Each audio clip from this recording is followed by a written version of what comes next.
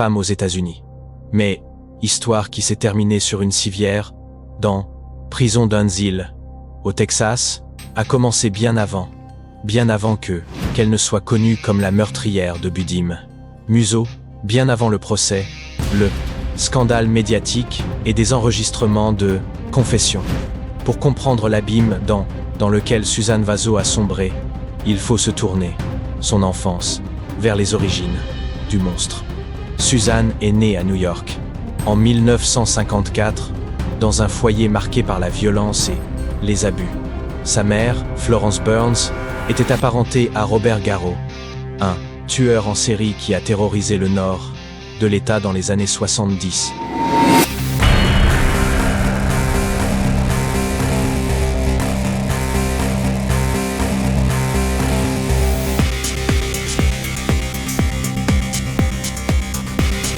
Mais plus que son nom de famille, Suzanne a hérité d'un environnement dysfonctionnel.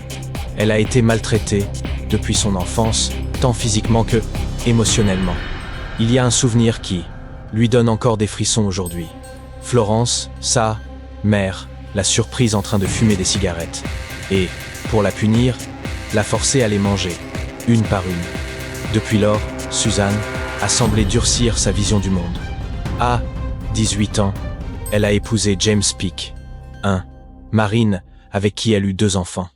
Mais ce foyer supposé stable est rapidement transformé en un autre enfer. En 1982, James a été arrêté pour avoir abusé sexuellement de sa fille.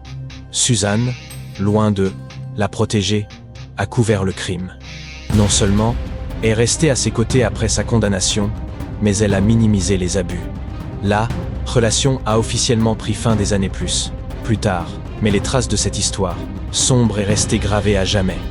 Dans les années 90, Suzanne a déménagé au Texas avec ses enfants et a décidé de prendre un nouveau départ. Mais ce ne fut pas de manière honnête. Elle changea de nom de famille, a falsifié des documents, a commencé à se construire une identité basée sur des inventions. Elle se présentait comme descendant d'Irlandais, modifiait son expérience professionnelle et recherchait constamment de nouvelles sources de revenus, généralement en manipulant des personnes vulnérables. C'est alors qu'il a rencontré Carmine Vazzo, propriétaire d'une entreprise de sécurité privée dans le New Jersey. Suzanne le convainquit de déménager avec elle au Texas. Bien qu'elle fût toujours légalement mariée à P, elle a commencé à se présenter comme Madame Vazzo. Carmine est décédée subitement en 1997 d'une insuffisance cardiaque, mais certains détails ne furent jamais tout à fait réglés. Sa famille a remarqué des comportements étranges chez Suzanne après le décès. Le certificat n'a pas été remis en question à ce moment-là. Peu après, Suzanne a rencontré sa prochaine victime, Buddy Musso.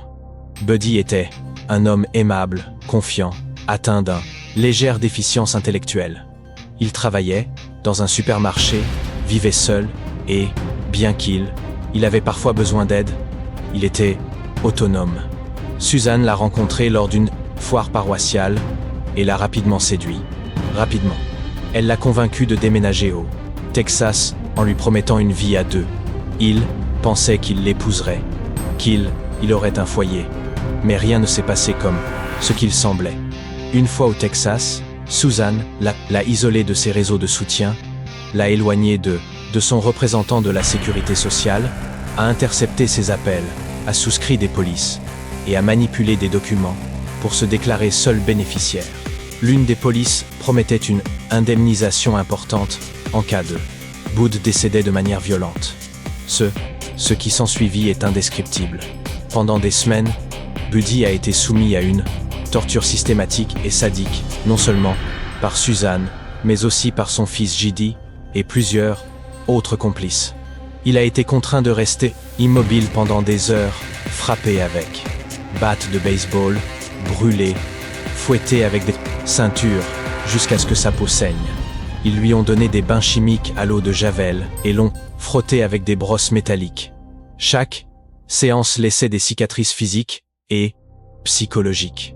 Dans l'un des moments les plus cruels, Suzanne qui pesait plus de 160 kg, lui est montée sur le dos alors qu'il essayait de ramper. Elle l'écrasa contre le sol, lui fracturant les côtes. Malgré cela, il suppliait qu'on lui vienne en aide. Il implorait qu'on ambulance. Personne n'a rien fait. Finalement, en août 1998, après un dernier passage à tabac, Woody est mort. Son corps a été jeté dans un fossé comme s'il s'agissait de déchets. Susan s'est chargée de tout dissimuler. Elle a appelé la police.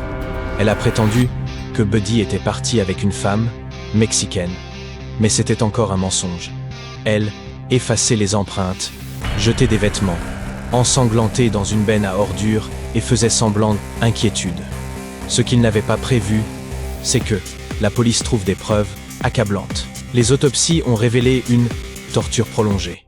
Des marques sur tout le corps, des brûlures, des fractures qui correspondaient aux les instruments trouvés dans la maison de Susan. Et le plus bouleversant, une note cachée dans le pantalon de Buddy, écrite de sa main. Elle disait « Tu dois venir me sortir de là. Je veux rentrer bientôt dans le New Jersey. » Susan a été arrêtée. Lors du procès, elle a feint d'être malade.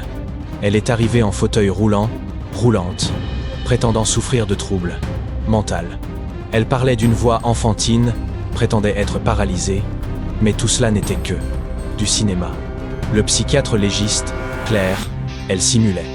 La véritable Susan Vasso est apparue dans les enregistrements, autoritaire, manipulatrice et violente. Sa propre fille a témoigné contre elle, décrivant des années d'abus. L'un des psychologues du procès l'a définie comme une pleurnicheuse insupportable qui provoque le rejet de son entourage. Le verdict a été sans appel. Meurtre, passible de la peine capitale, peine de mort. Après plus de 15 ans passés dans le couloir de la mort, le 5 février 2014, Susan Vasso a été conduite à la chambre d'exécution. Elle portait l'uniforme blanc des détenus. Elle n'a fait aucune demande particulière. Elle n'a montré aucun regret. Lorsqu'on lui a demandé si elle avait des dernières paroles, elle a simplement répondu « Non, monsieur ». Elle a légèrement souri, vers la fenêtre. Il a murmuré quelque chose que personne n'a pu déchiffrer. À 8h26, elle a été déclarée morte. Avec elle s'est éteinte la vie de l'une des femmes les plus cruelles de l'histoire criminelle américaine. Mais la question reste d'actualité, car des affaires comme celle de Bud Musso révèlent non seulement la capacité humaine à faire le mal, mais aussi à quel point peuvent être les personnes seules, lorsqu'elles font confiance à ceux à qui elles ne devraient pas. À première vue, son sang baso ne correspondait pas à l'archétype d'une meurtrière. Elle n'avait pas la présence sinistre ni la froideur distante que le cinéma dépeint souvent lorsqu'il est question de monstres.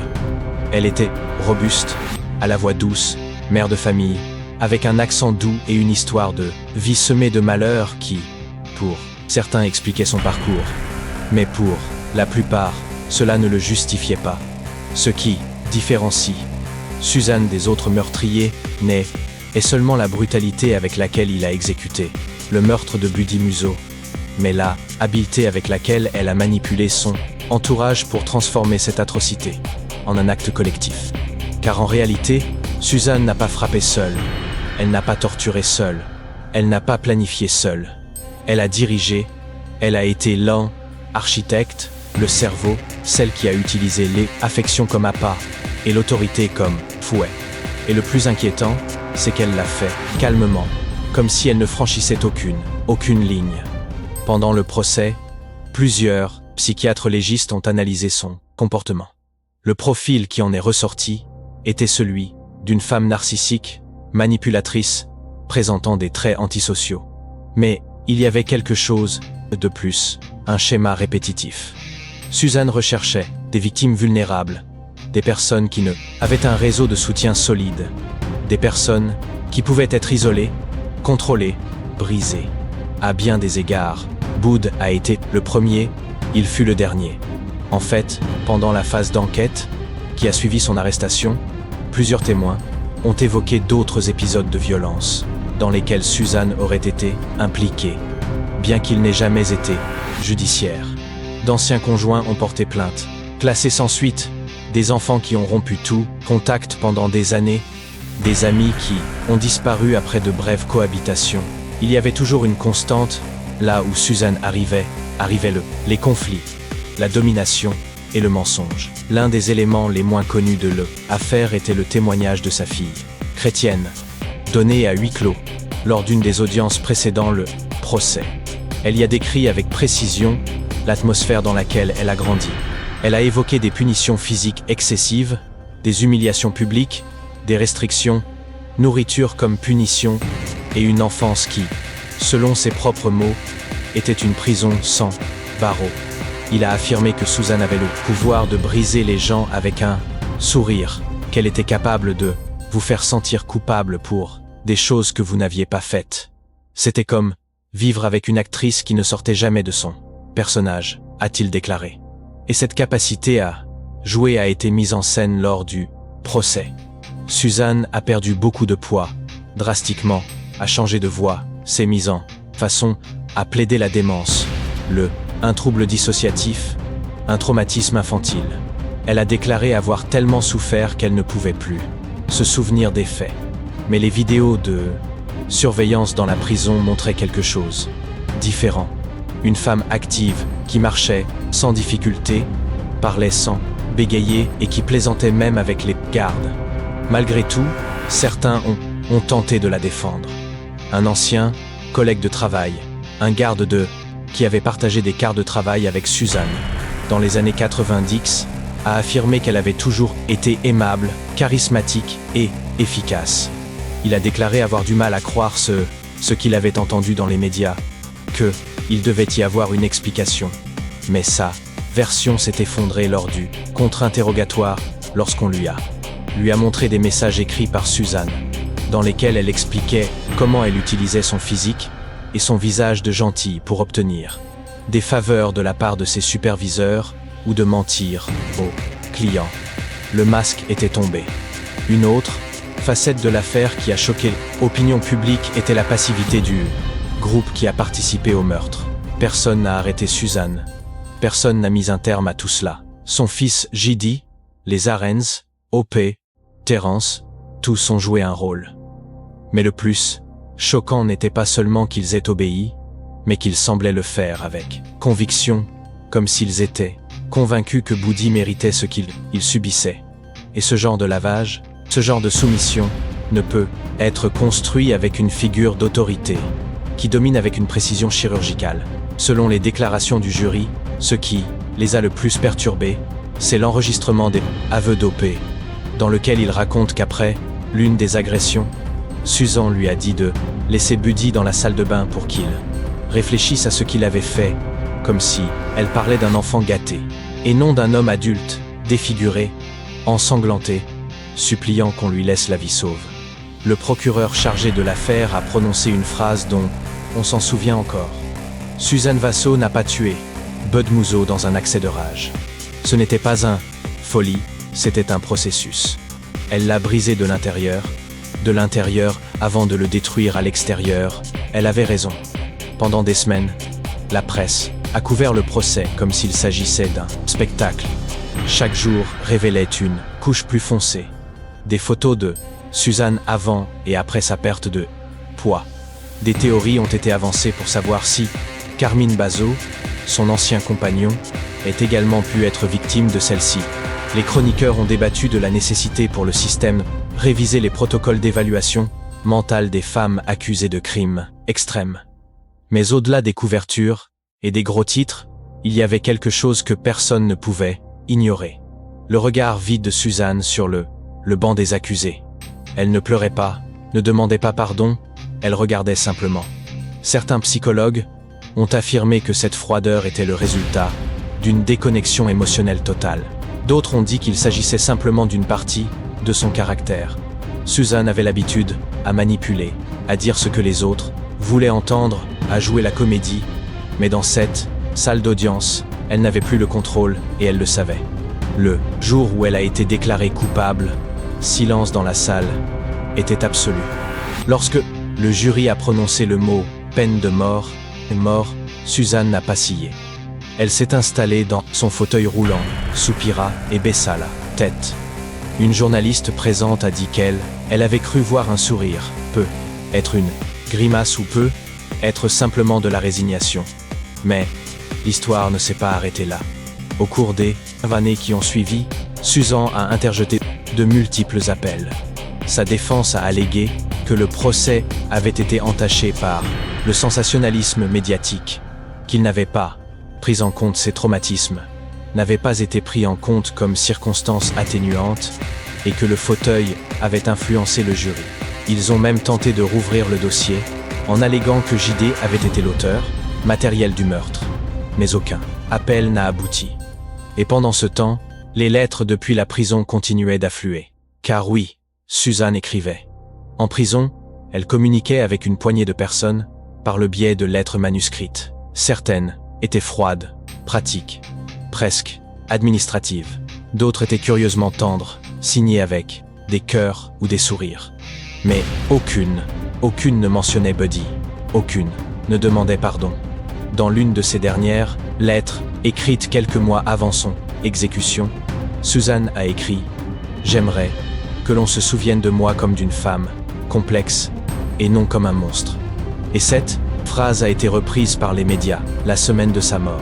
Mais la question était inévitable. Une femme complexe ou un esprit brillant au service de l'allée. Horreur, le soir de son exécution, plusieurs membres de la famille de Bud Musso se sont réunis dans le New Jersey pour allumer des bougies. Ils n'ont pas fait de déclaration grandiloquente, n'ont pas célébré la mort de Suzanne. Ils ont dit qu'il ne s'agissait pas de vengeance, mais de clôturer un cycle. Buddy, ont-ils dit, était un homme gentil, une bonne âme. Il ne méritait pas de mourir ainsi. Et cela nous laisse avec une réflexion finale. Toutes les personnes ont un passé traumatisant deviennent des tueurs. Tous ceux qui ont subi des abus ne reproduisent ce schéma. Mais il y en a, ceux qui, comme Suan Vasso, utilisent la douleur comme excuse, comme masque, comme arme. Des personnes qui sont capables d'utiliser le langage de l'amour pour manipuler, de la souffrance pour inspirer la pitié, et de la fragilité pour cacher leur vraie nature. Mais ce que beaucoup ne comprennent pas encore tout à fait, c'est comment une femme, comme Suzanne Suvaso, dont la vie semblait marquée par des frustrations personnelles, vides affectifs, a pu devenir l'une des exécutions les plus brutales, non seulement en termes de crime, mais aussi par ce qu'elle représentait pour le système judiciaire américain, car Suzanne n'a pas agi seule.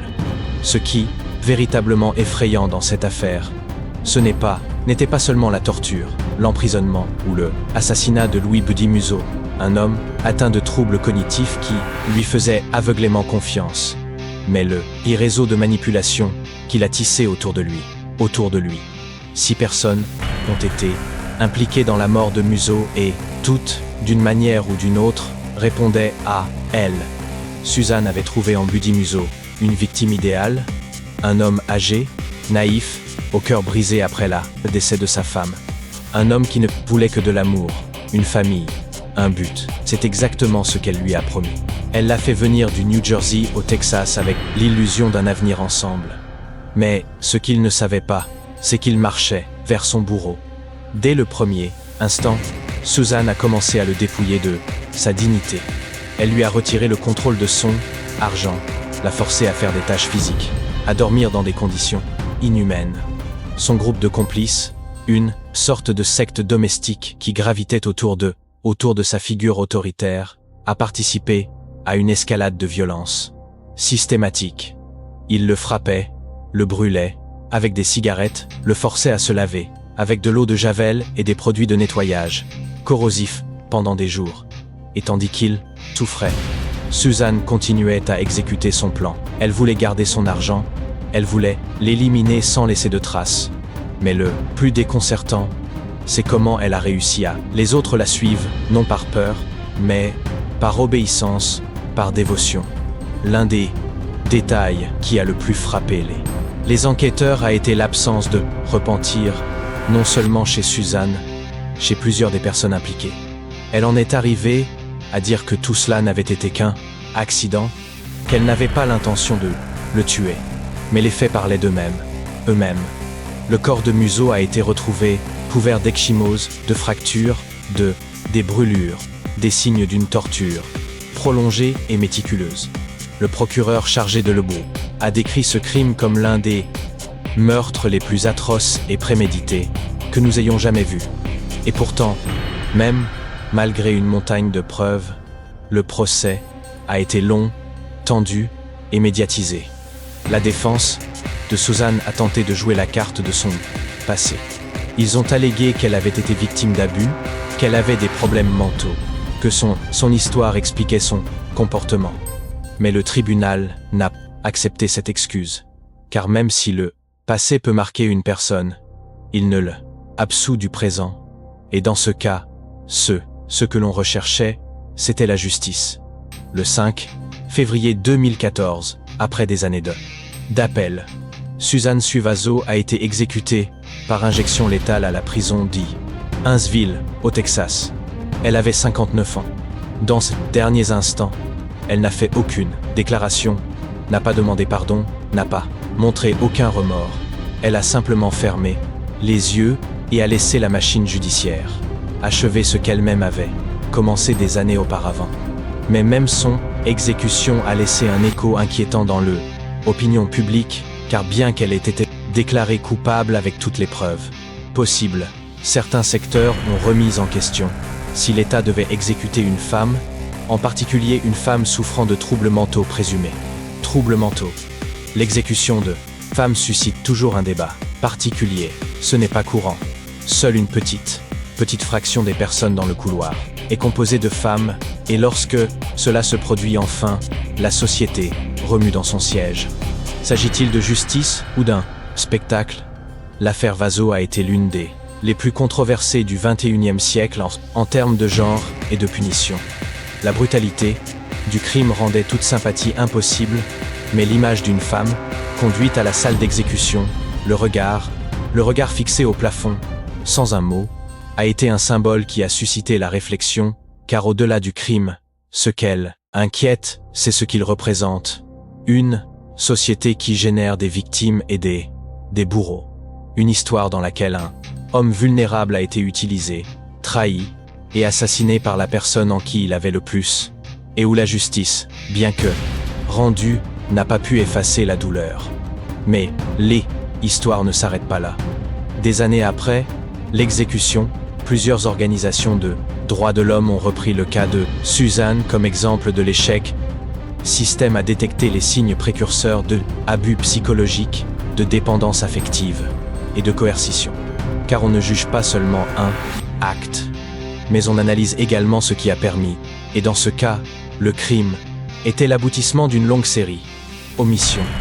Des proches qui n'ont pas vu le danger venir, des services sociaux qui, n'intervenant pas à temps, des voisins qui ont entendu des choses et n'ont rien dit. Boudim Mouzo n'aurait pas dû mourir, et encore moins de cette manière. Susan Sanbasso n'aurait pas dû devenir un monstre.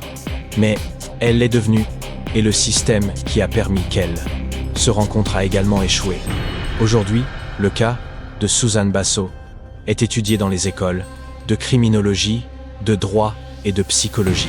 Il est analysé sous l'angle du leadership coercitif, de la psychopathie fonctionnelle et de la manipulation dans des environnements familiaux fermés. Un cas qui, même, continue de laisser des questions sans réponse. Comment une personne peut mener un groupe vers la violence la plus extrême? Comment peut-on quelqu'un rationaliser la torture quotidienne d'un être humain? Et comment la justice réparer quelque chose qui est déjà irréparablement brisé? Car au-delà, l'exécution, il reste les cicatrices, celles que l'on ne voit pas, celles qui traînent dans le silence des nuits, celles qui laissent des questions flotter dans l'air de nous qui continuons à nous demander comment cela a-t-il été possible?